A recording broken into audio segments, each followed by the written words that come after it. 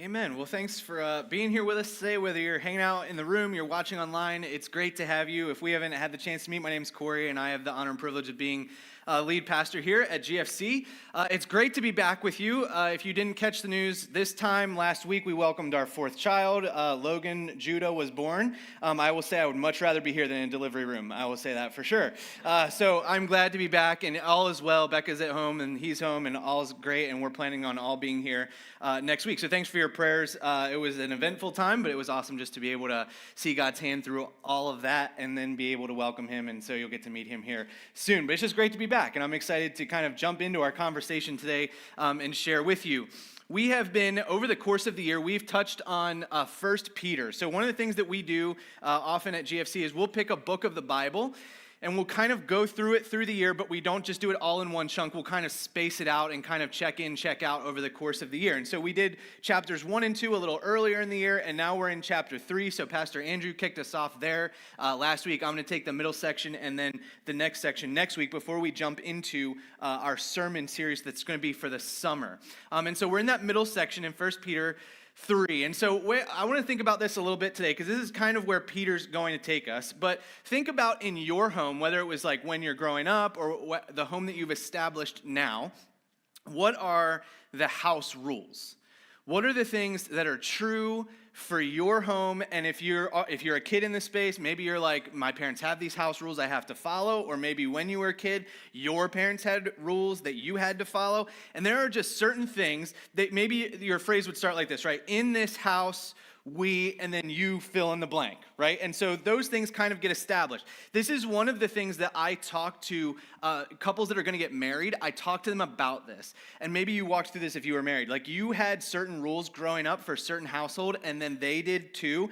And the way that those two come together don't always mesh perfectly. And so you've got to kind of figure that out ahead of time and see what are you thinking? What are they thinking? So let's think through a couple of these, okay? First of all, some people have very strong opinions about this. I would be one. We would say, in this house we cheer for, in this house we don't cheer for. Okay? We would establish this very early on. We have already started indoctrinating Logan. He has Eagles stuff, he has Phillies stuff, he has all of it, right?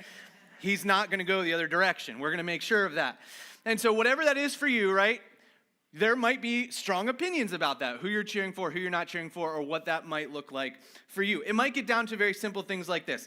In this house, we, and these next 4 statements might be true, or there might be some for you. First one, maybe you make your bed every day. By the way, this is not how I grew up. This is not what we have in our house. I'm just throwing things out there. You make your bed every day. I don't. I just throw the sheet back over it. It's made, right? That's it. Some of you like to tuck it all in, and you make sure all the 15 pillows are aligned perfectly and all of the kind of stuff, right? That happens. You clean up your rooms on Saturday. We try and do this. Sometimes our children do it, sometimes they don't, okay? So like you clean up your room a certain time. You put dirty dishes in the dishwasher, maybe rather than the sink or something like that, and turn out the lights when you leave a room. Another one I'm trying to get my children to do. It doesn't work. So now we just talk to our lights and tell them to turn off because that makes it better. But you probably had things like this. There are certain expectations that you have if you're growing up or you're living in this home. This is how we do it. This makes it simpler. This makes it easier. We want to be on the same page with this. Or maybe if you're thinking more in a faith lens, through a faith lens, maybe you have something like this. In this house, we practice forgiveness. I want to remind ourselves and say that we want to forgive each other when we wrong each other, or we respect others, or we respect others' things, right? We don't want to just, especially if you've got kids, like you don't just want to walk into somebody else's room and take somebody else's stuff, right? We have to respect that and ask.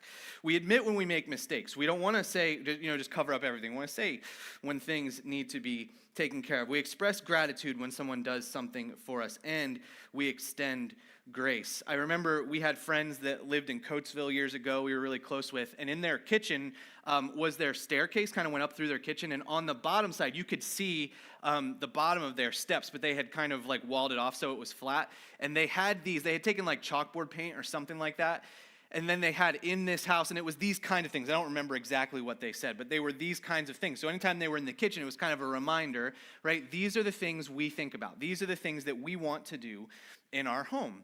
And so maybe you've thought through some of these things. I bet you do have some of the chores or things like that. But how do we think about what's going on in our homes? What are the expectations we have? And sometimes it can be awkward Because you might have a certain expectation in your home that's different than somebody else's. And so you go to dinner at their house or you go hang out at their place and they've got a different set of rules. And so you've got to kind of figure this out. And ultimately, this is where Peter is going to take us today. He's going to kind of lay this out and kind of have this conversation specifically for people who are followers of Jesus. I want to start, first of all, though, because this kind of gets set up early in Scripture. I want to go to Joshua chapter 24. And by the way, if you want to follow along with us today, one of the things we have, if you've never been here, if you haven't been here, you haven't done it before, this little QR code is on the screen, but it's also on the back of the Next Steps card in the seat back in front of you, Andrew talked about. It'll take you to our website, and all the verses and all the notes are there for you. So if you'd like to follow along there, you can do that, and if there's anything that catches your eye, you can send that to yourself for sure. So in Joshua chapter 24, verses 14 to 15, this is what Joshua says. We're going to break it down a little bit. It says, "Now fear the Lord and serve him with all faithfulness." Now just think about that one sentence, right? Fear the Lord and serve him with all faithfulness. Now when we hear this, when we read this, we're not saying be scared of God. Here's the idea that we want. We want to recognize how powerful and magnificent and incredible God is and how in control he is of everything. And that would cause us to be in a space where we would go, clearly I should listen to what he has to say. Clearly I should recognize that he's the one who's in charge and I should be respectful of that. I should live the way he's asking me to live because he's in charge of everything. And so when he says that, he says be thinking in that frame of mind and serve him with all faithfulness. But then he kind of keeps going and he lays this out. He says, throw away the gods of your ancestors worshipped beyond the Euphrates River and in Egypt, and serve the Lord. And you pause again. Think about what we just talked about, like the house rules. You could think back to the way that your parents had rules, or your grandparents, or your great-grandparents, or however far back you remember. And some of those things were really good. And some of the ways that we would look at the way our parents or our grandparents did things were not so good. Maybe they had some focuses on some things that weren't important, or they spent too much time worried about certain things, or whatever it was. And so he kind of says to the nation of Israel, he says, think about those things that your ancestors worshipped, that you saw as unhealthy and understood that. Get rid of them. Don't allow that to be the way that you are going to move forward. He says, but if serving the Lord seems undesirable to you, then choose for yourselves this day whom you will serve, whether the gods your ancestors served beyond the Euphrates, or the gods of the Amorites in whose land you are living. But as for me and my household, we will serve the Lord. It's interesting, if we go back to just the middle there, it says, but if serving the Lord seems undesirable to you. Think about that for a second. This is everyone that's chosen to go away from God, this is what they're saying. They would say, it's undesirable to me to serve God. People that have been, maybe they would say they were followers of Jesus at one point, and then they go, I don't want anything to do with it anymore. This is what they said. It's undesirable to me. And Joshua says, if it's undesirable to you, then choose who you're going to serve. Another way of saying that would be, you can't serve both. We've had that conversation in the last couple weeks. You can't say, I'm going to serve Jesus, and then I'm going to have idols. You've got to pick one. So if you're going to pick the other one, but don't say you're doing both. It says in this house, think about this, and then he said, but as for me and my household, we will serve the Lord. He says what we're going to set up, what we're going to understand in our household is we're going to serve God. And so thinking about this in our own homes, we also can think about this in a church setting. So we could also ask this question: what are the house rules of GFC, of Grace Family Church? If you've ever done this, and some of you have done this recently, you go from one church context and you go to another, whether you're planning to go there for a while or you're just going to visit. One of the things you will learn is things are like different expectations in different locations. One of the weird things when I was at Gateway years ago, one of the interesting things that was just kind of part of our DNA, I don't even know how it started, it just happened. We would do the announcements like Pastor Andrew just did the announcements, and then back then, before the world changed and COVID happened, right, we would actually hand an offering plate out. Remember when we used to do that? Okay. So we would hand that out, and it would start at the front, and it would move to the back. And after the plate went by you, you would stand up. It was just one of those things. And people would come to us and go, why do we do this? We're like, like one day the wave started, and we just didn't stop. Like it just happened, right? There's different expectations. There's different understandings of what's going to go on and how things work and all that. We figure that out, or we have to try and figure that out. And this is why we try and create space where it's easy for people that are new to kind of get connected and hopefully understand what's going on. But we have to understand there's a set of kind of house rules here where we have certain expectations and understandings of what's going to happen. And Peter talks about what are those things that should be expected of any faith community, of followers of Jesus in general. And so in 1 Peter chapter 3, we're going to read verses 8 through 9, and then I'm going to go back and we're going to work our way through and pick out all the little things he says. So 1 Peter 3, 8 and 9 says this, "Finally, all of you should be of one mind, sympathize with each other, love each other as brothers and sisters, be tenderhearted and keep a humble attitude. Don't repay evil for evil. Don't retaliate with insults when people insult you. Instead, pay them back with a blessing. That is what God has called you to do, and he will grant you his blessing." All right, so here's what we're going to do. There was a lot there he lays out. We're going to go back through and we're going to talk about each one that he lays out and says, this is how we're supposed to act towards one another. Here's the first sentence. He says this, "Finally, all of you should be of one mind."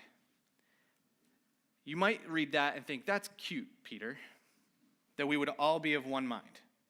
How often does that really happen, right? How often do people in general, whether they're followers of Jesus or not, how often are we all of one mind? The simple understanding of this, the one-word answer would be that Peter says that we are supposed to have unity within the body. That when we identify as followers of Jesus and we recognize we're in the same camp and that same team, that there should be a connection between us that overrides the differences. In fact, Jesus prays for this. We're going to go back to John 17 for a second. John 17, verses 20 to 23. This is what he says. "My prayer is not for them alone." Here's what he's saying. He's actually praying over the disciples. And as he's praying, he says, I'm not just praying for the people that are sitting in front of me. He says, "I pray also for those who will believe in me through their message, that all of them may be one, Father, just as you are in me and I am in you." Now, pause for a second. Think about what Jesus is praying. He says, I'm praying not just for the people in front of me. He says, I'm praying for everyone that'll ever receive that message. Guess what? That's where we come into the equation.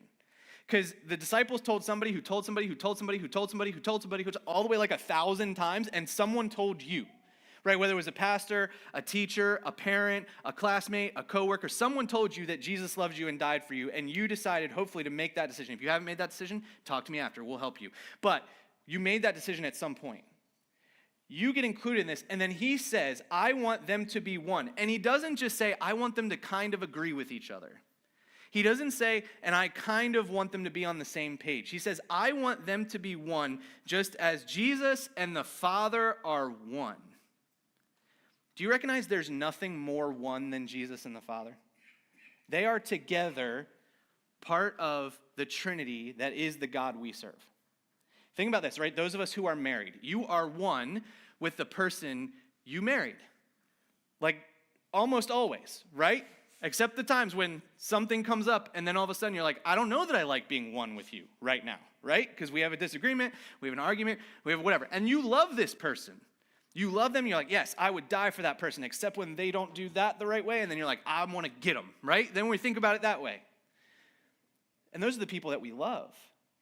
And Jesus says all of those who are followers of Jesus should have this oneness. And he prays that we would have it like Jesus and the Father are one.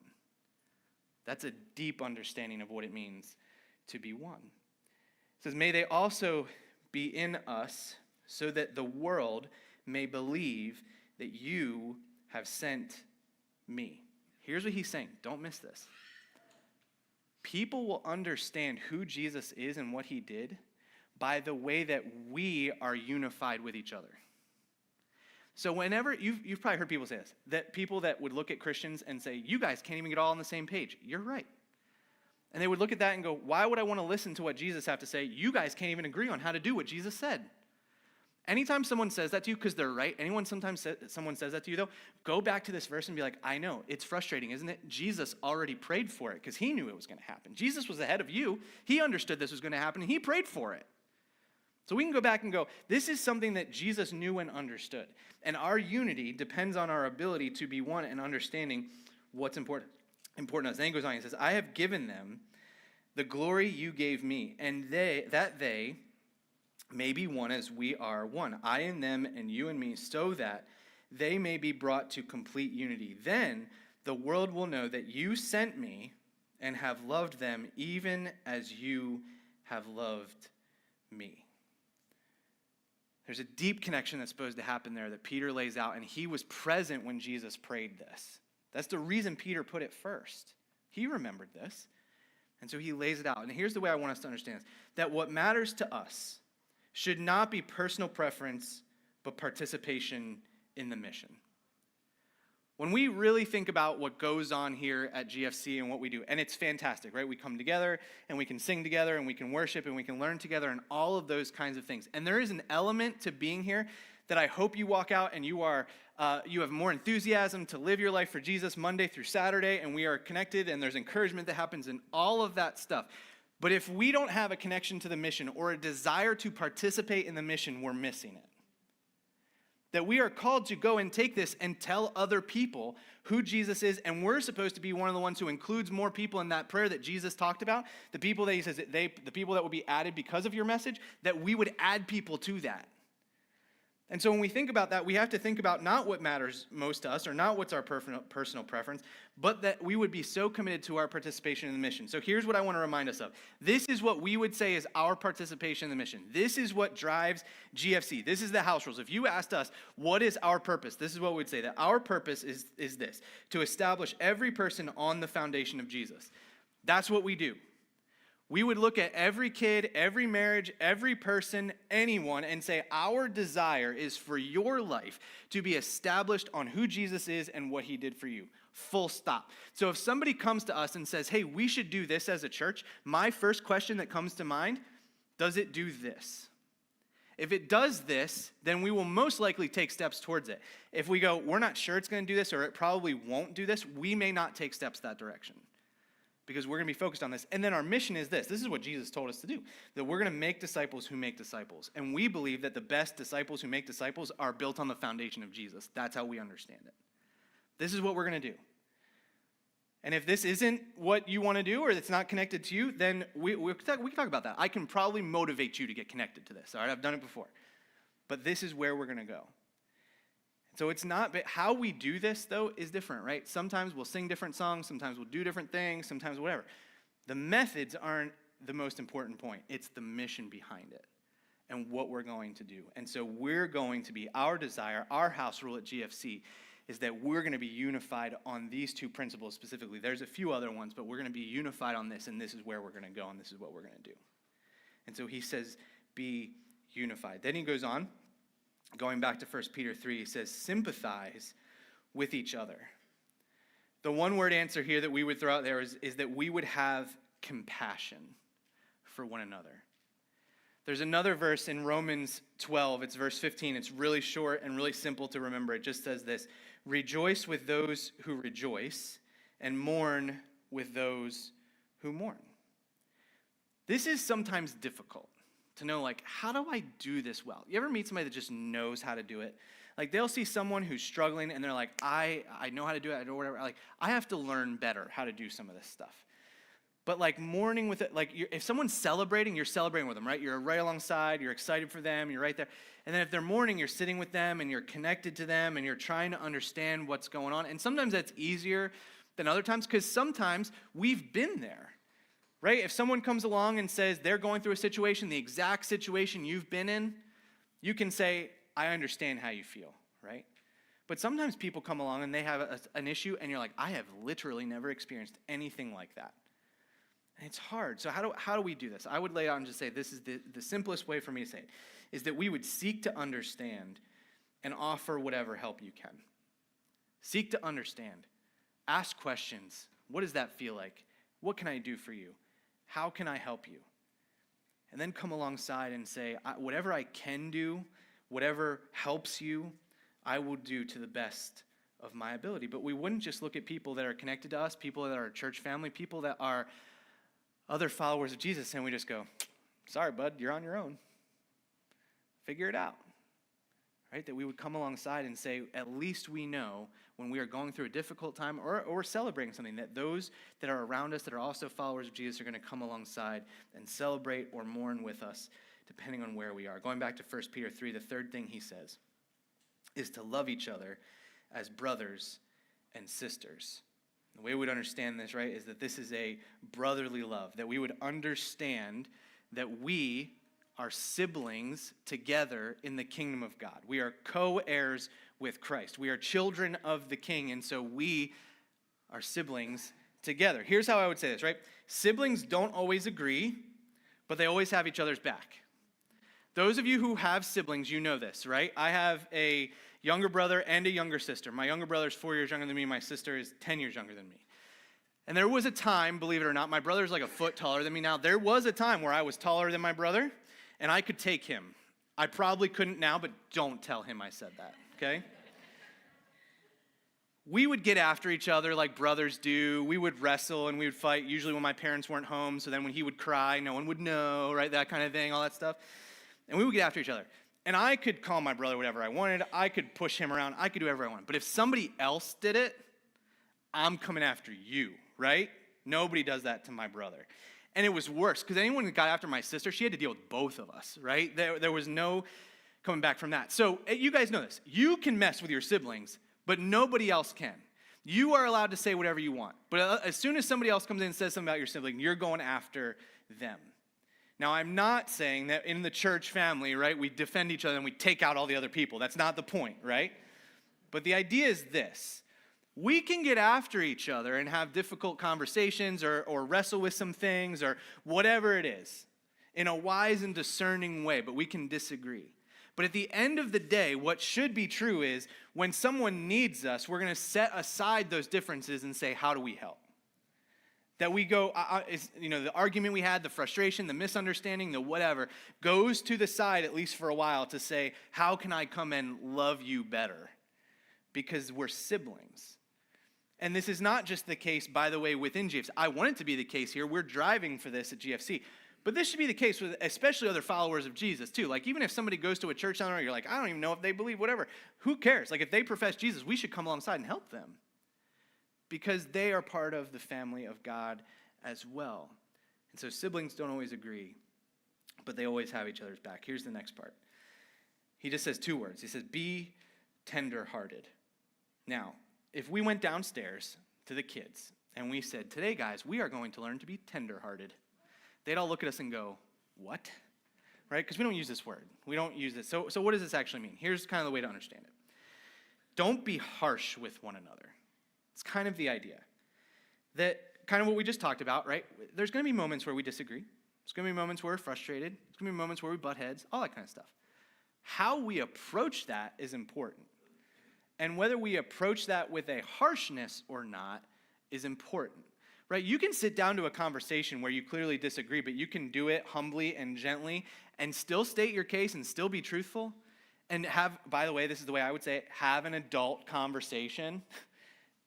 And we can get through that. But the moment somebody comes into that conversation, guns blazing, angry, I can't believe you, I'm so frustrated, I'm angry. Like, you can be honest, but like if we're just attacking the other person, we come into it in a harsh way, it breaks down the relationship before we even start the conversation. And so there's this kindness, this level-headedness, this humility that comes into it as we have these conversations, even when they're difficult. And then that rolls into the next part of this. He says, and keep a humble attitude.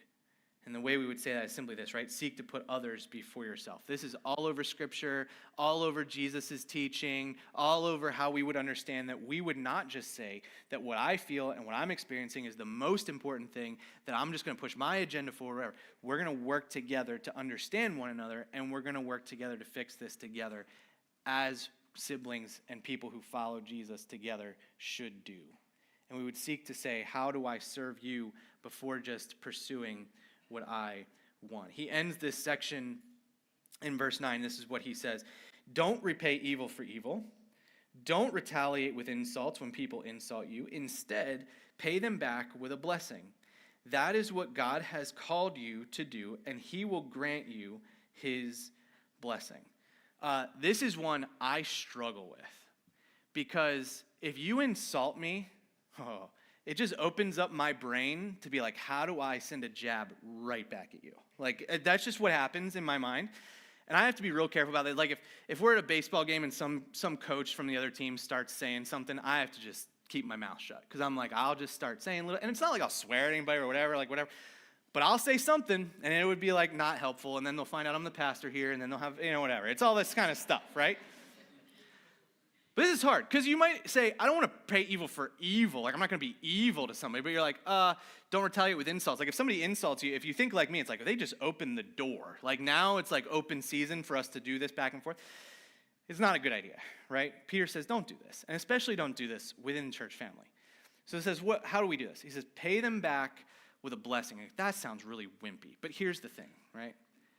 I would say it this way. Let's think it through, right? Blessing is sweeter than payback. Here's what's true when you get payback, because I've been there. It feels really good in the moment to just like put someone in their place, right?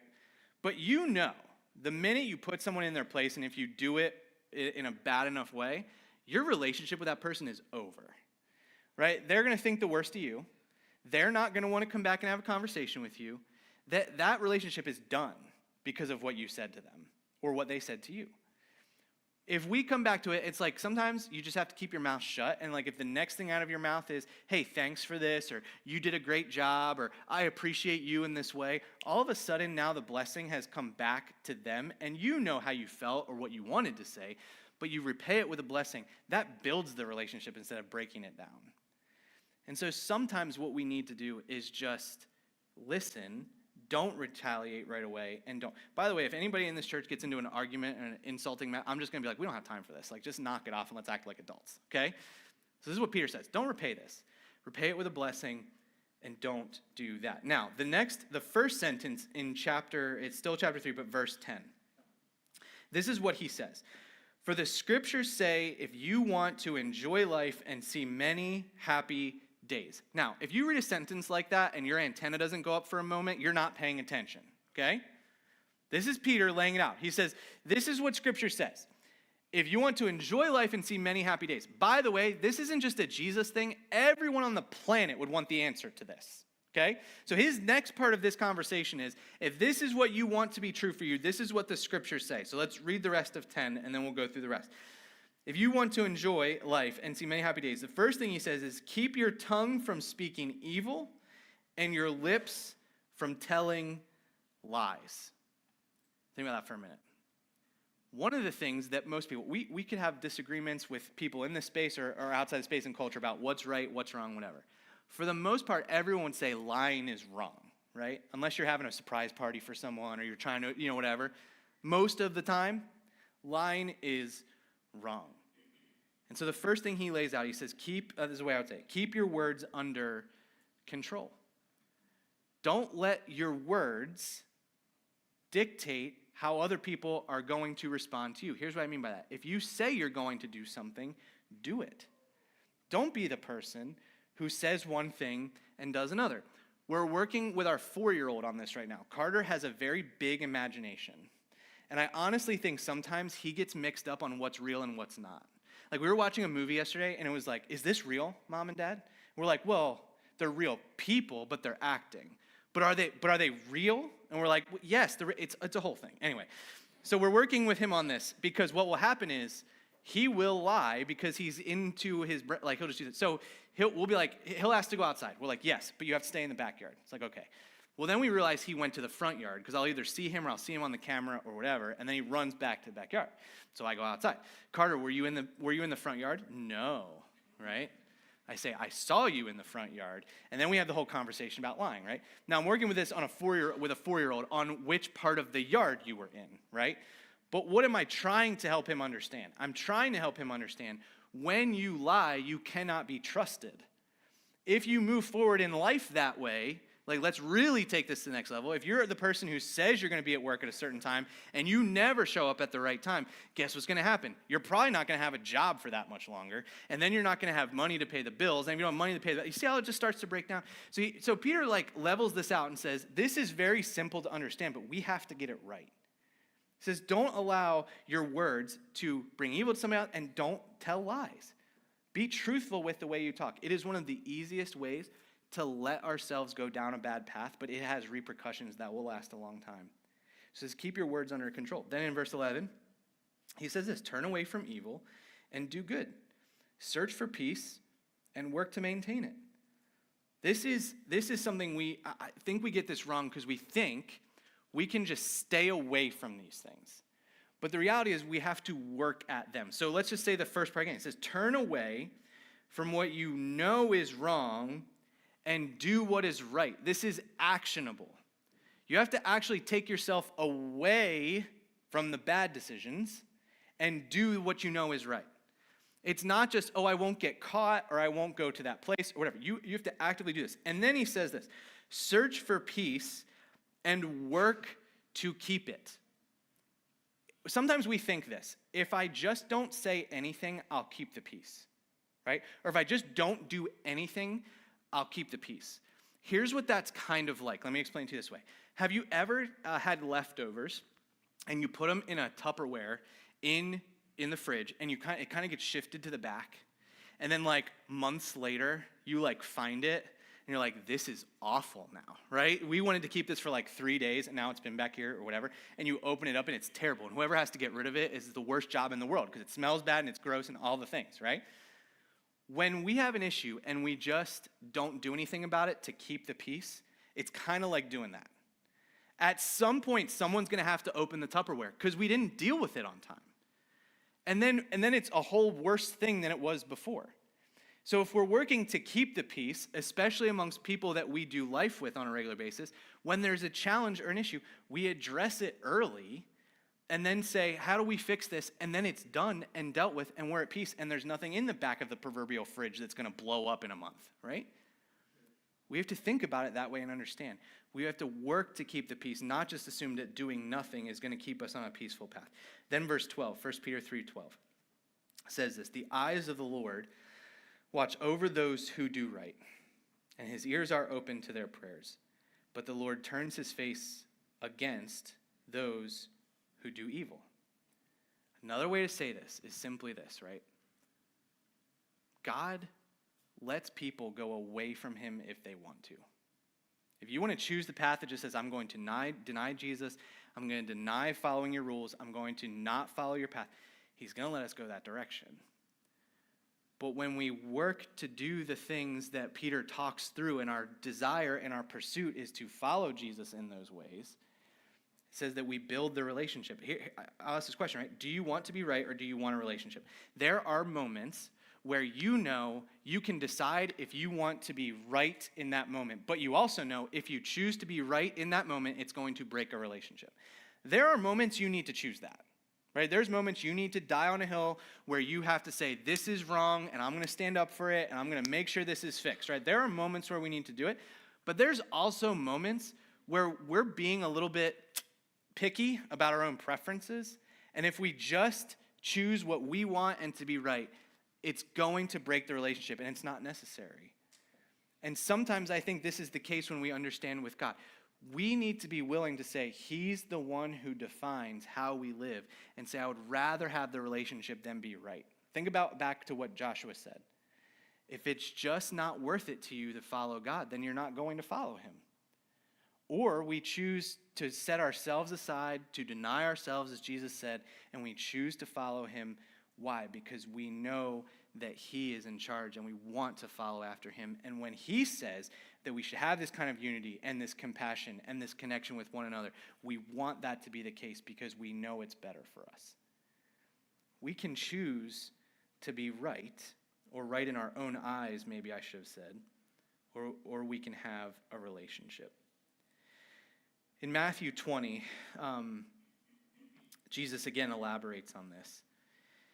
It says in Matthew 20, verses 25 to 28, this is what it says. Jesus called them together and said, you know that the rulers of the Gentiles lord it over them, and their high officials exercise authority over them. Here's what he's getting to.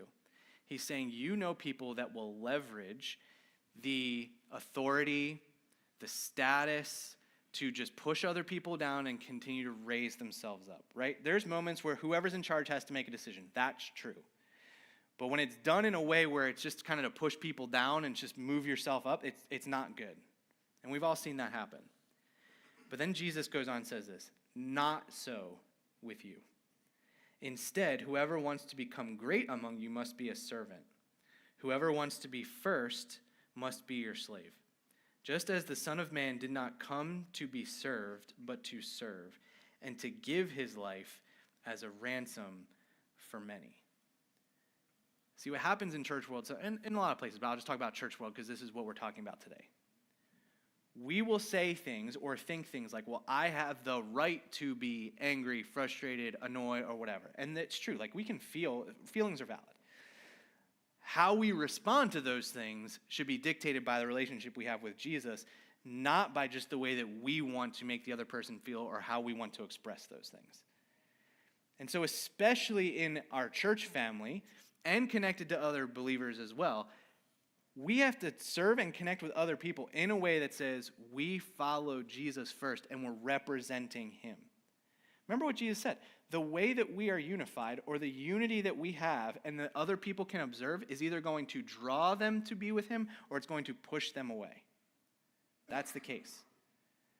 And so how do we love each other to make sure that we're pushing people the right way and not the wrong way? I would just say it this way, that division within a family is never beneficial.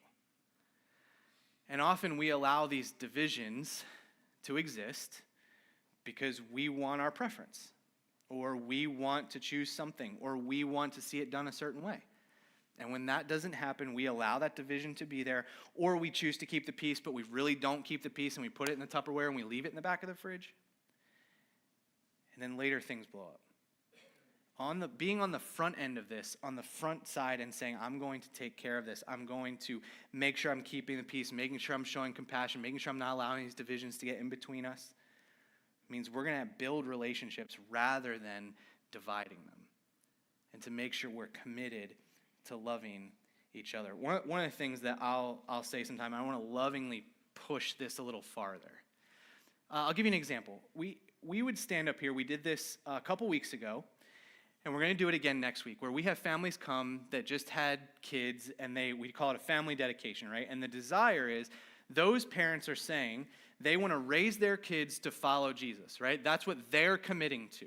And then we always look to our church family, right? And we say, do you commit to helping them?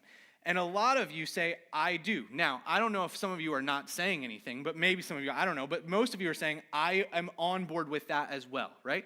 We're making a mutual commitment to each other. I think there should be more mutual commitment to people within a church than sometimes exists in particularly the American church, where we would say, I am committed not just to a place to come and sing, not just to a place to come and listen to preaching, but I'm committed to the people that are a part of my church family.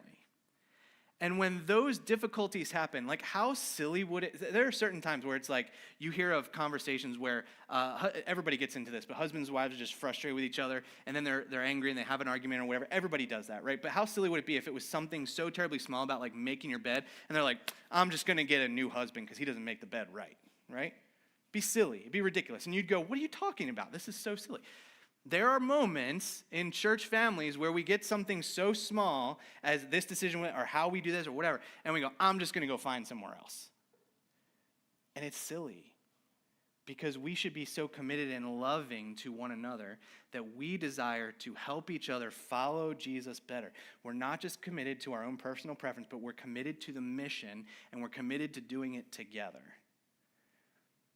And what does that look like? And we would all ask that question and say, I'm going to be committed to the people around me. I'm not just going to walk away. And I'm not saying that because of any certain situation or whatever. I'm just saying I feel that as being someone who's been involved deeply in 4 different churches. There are people that always leave on certain things, and it's just like, this is silly. Why don't we have a conversation? Why don't we whatever? Let's be committed to one another. The kind of relationship that Peter's talking about is deeper than we just show up and sing, and then when things don't go our way, we leave. It's not what Peter's talking about. He's talking about being with each other as a family and saying we are deeply committed to each other, and we're not going to give up because there's little things that aren't going our way. So 2 last things I would say. How do we do this well? And I would encourage us to really think this through. Number 1 is this. If I'm talking about this today, and you're hearing the things I'm talking through, and you're like, I don't know that I'm seeing that as a part of GFC or just a part of the family of God or however, right? I would say this. If you don't see it, then be it. I will say this to students all the time, and kids I would coach, and kids in youth group, and kids I would teach. If you are not seeing it done the way that you think it should be done, or the way you think Jesus would call us to do it, you be the spark. You be the one who says, I'm not just going to go, I'm not seeing it, so I'm going to go somewhere else. Be the one who says, I'm going to be a committed follower of Jesus. I'm going to be committed to my church family, and I'm going to help move us in this direction. So there's some of this that we're not seeing. Start being it. Act it out. Live that way. Don't just, and then get other people around maybe and say, hey, I've been seeing this. Do you see this? Like, let's have a conversation. Have a conversation with me. Have a conversation with Andrew. Like, how do we do this better? And instead of saying, oh, we just don't see it here, it must not be working. No, like everybody who, by the way, every family of God, every church that has decided to follow Jesus has the ability and the calling to do these things. So that means we should want that to be true. And so if we're not seeing it, we need to be it. We need to move in that direction. Here's the other thing. If you do see it, say it. If you see these good things happening, say it to somebody. Encourage them to keep doing it. If you see somebody being compassionate, celebrate that, right? If you see someone loving someone else and putting someone before themselves, say that to them. So there's this opportunity where we all get to be it, and we're going to try and do it, and then we're going to celebrate when somebody else does it, and we'll create this kind of merry-go-round of there's a good thing happening, and we're going to spur that on to continue to happen. This is something that I want us to walk through. I want to encourage us in. We want to keep doing. But it's not just something that I can do on my own or that I can just preach to you and make happen.